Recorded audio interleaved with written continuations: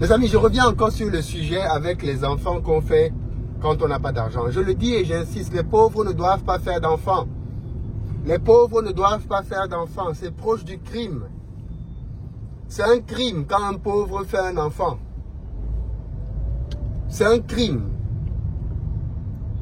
Tout à l'heure, je roulais et j'ai vu des petits enfants qui sont en train de faire demander de l'argent dans la rue. Vous pensez que qui a fait ces enfants? Vous pensez que qui a fait ces enfants? Ces enfants qui sont en train de demander dans la rue là, ils sont tout petits. Au lieu d'aller à l'école, eux ils sont en train de demander l'argent aux gens dans la rue. Est-ce que c'est normal?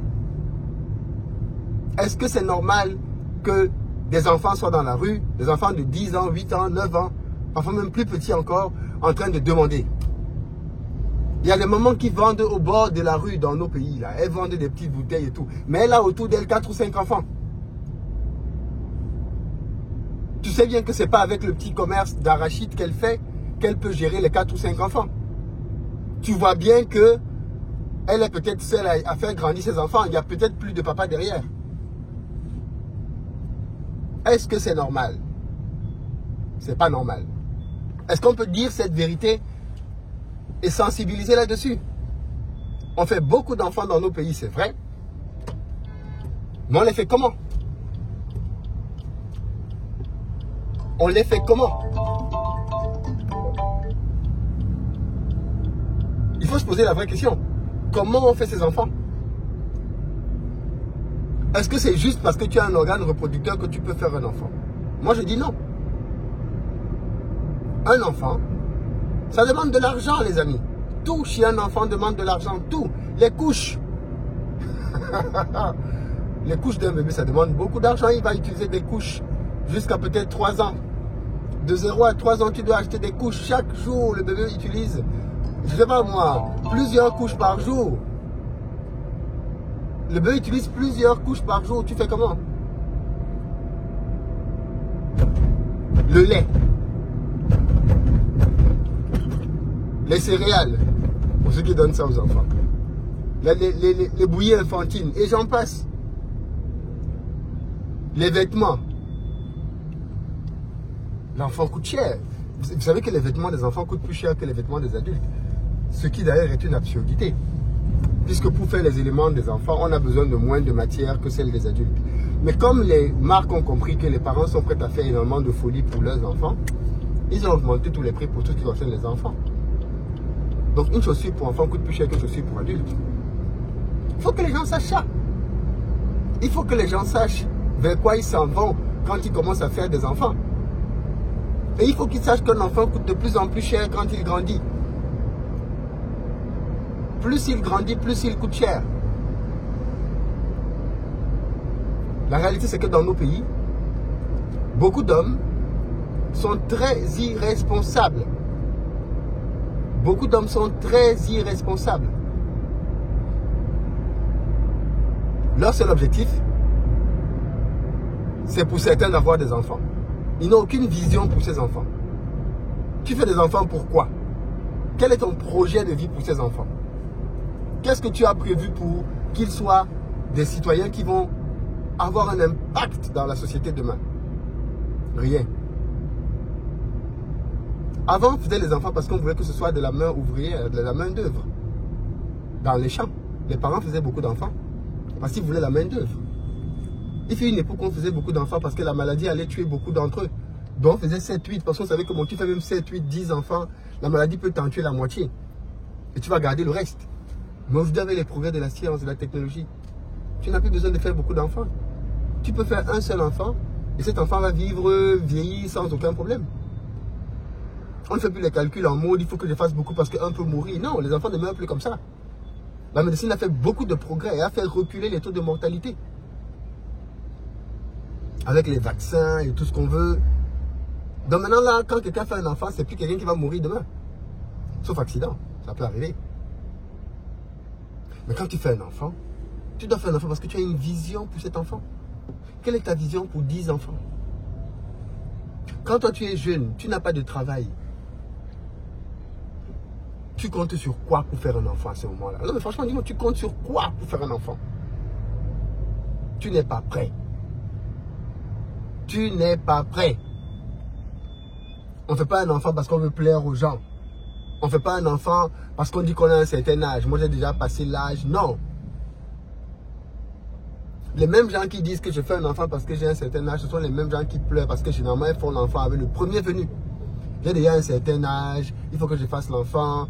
Elle fait l'enfant avec le premier venu et après, elle le regrette. Bon, qui va venir dire à haute et intelligible voix qu'il regrette d'avoir fait un enfant? On ne peut pas dire ça, c'est un être humain. Mais dans les faits, quand on voit le nombre de mamans solo qu'on a, certaines même se sont séparées avant même que l'enfant ne naisse, pendant la grossesse même. Et vous avez des parents qui encouragent ça parfois, qui disent à leurs enfants, non mais fais l'enfant, tu me donnes. Fais l'enfant, tu me donnes. Si tu ne peux pas gérer l'enfant, fais l'enfant, tu me donnes. Il y a des mamans qui veulent devenir grand-mères. Elles encouragent leurs filles à faire des enfants sans se poser la question de avec qui je fais l'enfant. Et après, ce sont les mêmes qui commencent à insulter le gars. Oui, tu as fait l'enfant avec un irresponsable, avec un ceci, là. Mais quand il fallait faire l'enfant, est-ce que tu m'as dit qu'il fallait choisir un homme qui avait les moyens? Et je ne parle pas ici de quelque chose de matérialiste. Attention, il ne faut pas confondre les choses. Je ne dis pas qu'il faut aller avec quelqu'un parce qu'il a de l'argent. Je dis que quand on pense à faire un enfant, à ce moment bien précis-là, il faut être prêt financièrement. Voilà ce que je dis. Je ne dis pas qu'il faut rejeter quelqu'un parce qu'il n'a pas d'argent. Non. On peut ne pas avoir d'argent aujourd'hui, mais dans quelques mois, quelques années, la situation s'améliore. Mais attends que la situation s'améliore avant de faire les enfants. Ne fais pas les enfants en te disant que bon, comme dans quelques années, ça va s'améliorer, je peux donc commencer à faire les enfants maintenant pour... Non. Si tu commences à réfléchir comme ça, je crains que tu me fasses de grosses erreurs. Des erreurs que tu vas payer très cher.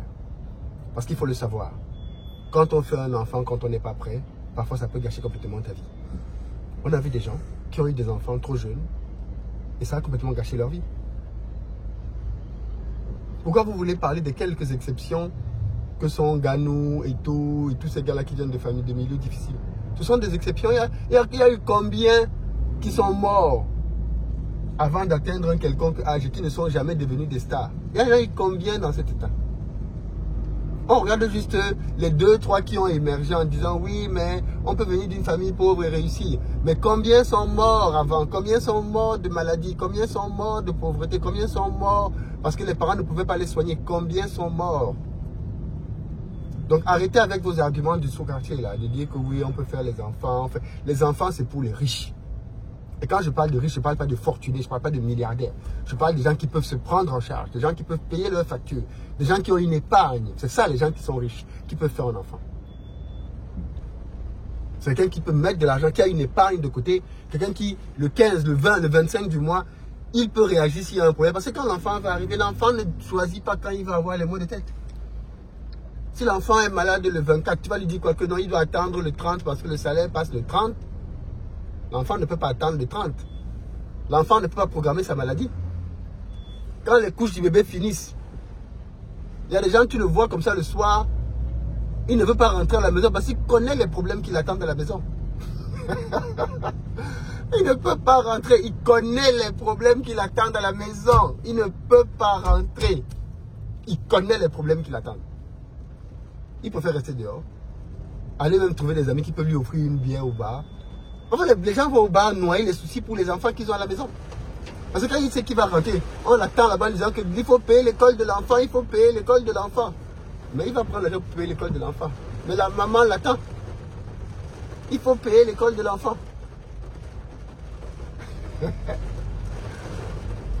Donc non les amis, ce n'est pas un jeu. Il s'agit de la vie des enfants. On veut tous avoir des enfants, mais je pense qu'on doit avoir les enfants qu'on peut gérer. Moi-même, je veux avoir beaucoup d'enfants. Hein. Mon projet, c'était d'avoir beaucoup d'enfants. Mais quand tu vois ce que ça te coûte par enfant, tu réfléchis à 2 fois avant de continuer. Tu réfléchis à 2 fois avant de continuer. Tu vois ce que je veux dire? Donc les amis, réfléchissons à 2 fois avant de dire qu'on veut avoir les enfants, et ainsi de suite. Est-ce que tu peux les gérer? Est-ce que tu as les moyens pour les gérer? En dehors de toutes les autres préparations psychologiques, mentales et autres qu'il faut avoir. Celle-là aussi est importante. Et arrêtez d'écouter les gens qui veulent. Et c'est pour ça qu'on a des problèmes en Afrique. Parce que les gens ne planifient rien. Les gens ne planifient rien dans nos pays. Les gens vivent au hasard. Les gens vivent comme si demain ne meurt jamais. C'est-à-dire que les gens vivent comme si ils mettaient une pause dans le temps. Non, les amis. Dans la vie, il faut planifier. Dans la vie, il faut planifier, il faut budgétiser. Il faut budgétiser même les imprévus. Et quand vous avez des enfants, croyez-moi, vous êtes dans le monde des imprévus. Hein. Vous êtes dans le monde des imprévus quand vous avez des enfants. Et l'enfant ne sait pas attendre. Les besoins de l'enfant sont toujours pressants. Si tu n'achètes pas les couches, l'enfant va faire comment? Si tu n'achètes pas le lait, l'enfant va faire comment? Les besoins de l'enfant sont pressants et urgents. C'est important que vous ayez ça à l'esprit.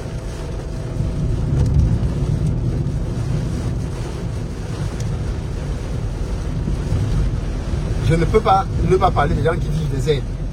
Dans la vie, on peut être dans une phase dans laquelle on a besoin d'aide. Franchement, moi, je ne peux pas condamner ça. Tu peux passer par un moment difficile et tu as besoin d'aide. Ça arrive.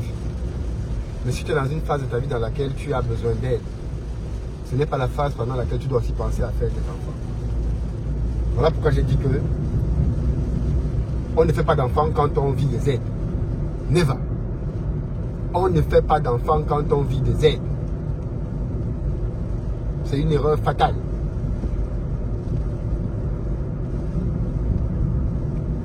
Il y en a malheureusement qui ont fait des calculs comme ça, en planifiant leur vie, la vie de leurs enfants, en comptant les aides. Si j'ai un deuxième enfant, le gouvernement va me donner tel montant. Si j'ai un troisième enfant, le gouvernement va me donner tel montant.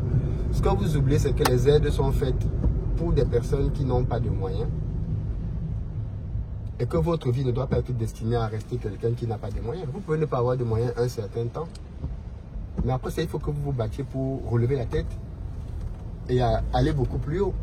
Mais si vous limitez votre vie à ça, si maintenant vous vivez en vous disant qu'il faut absolument que j'ai les aides, vous commencez à planifier les enfants sur la base des aides,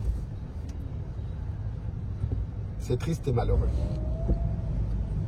Parce que les aides ne te permettront jamais d'avoir assez de moyens pour éduquer tes enfants de manière épanouissante. Jamais, jamais, jamais. Je sais que ce que je dis là n'est pas populaire.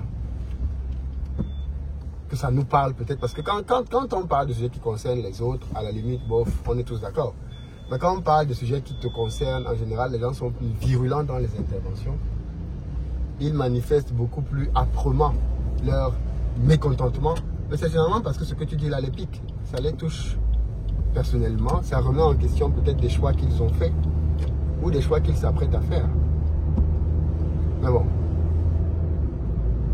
Nous on dit ce qu'on pense ici. Hein. Ça peut ne pas faire plaisir. Mais ça a le mérite d'être ce qu'on pense. Allez, dans les commentaires les amis, dites-moi ce que vous en pensez. J'ai hâte de vous lire là-dessus. Peace.